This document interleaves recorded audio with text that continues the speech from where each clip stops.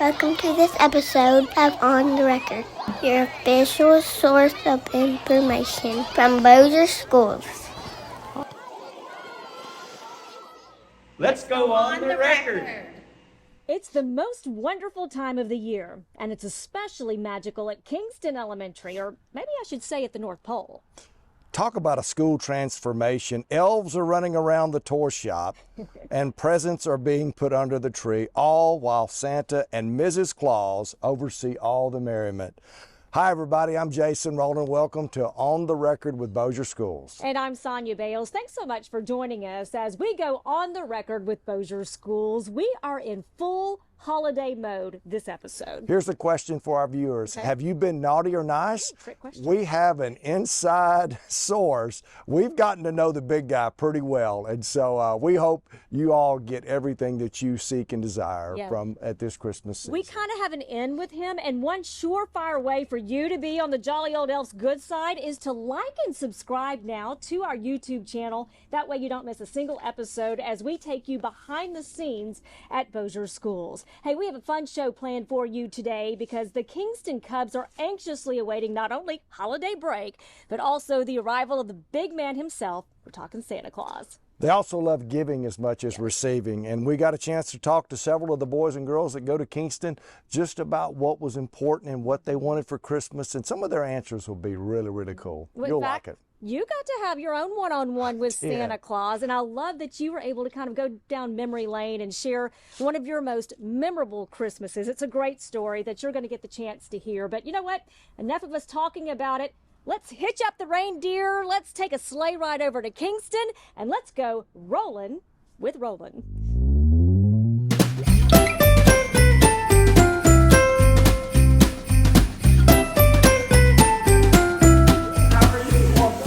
I've been a good boy. Oh, I don't know. Y'all ready for Christmas? Yes. Are you ready to get out of school or are you ready for Christmas? I'm ready for Christmas. Okay, I love those.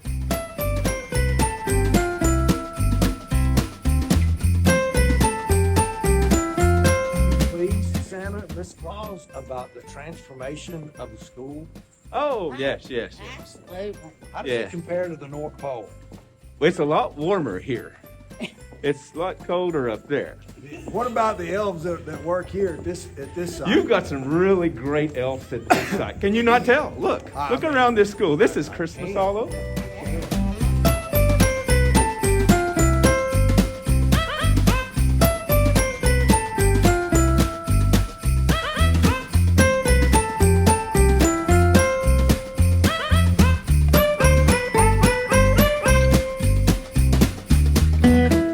About Christmas? Yes, sir. What is Santa Claus bringing? What do you get for Christmas? I don't know. You don't know? Did you ask for anything? Yes. What'd you ask for? An iPad. Oh my. Santa, what about an iPad? Well, they're pretty good. Look, there's some really smart cookies in this school. How are you doing? Hey, I'm doing great. They wanted to show you something. Oh, The kids? they wanted to show you something. Divide, multiply, subtract, bring down, repeat. Divide, multiply, subtract, bring down, repeat. One more.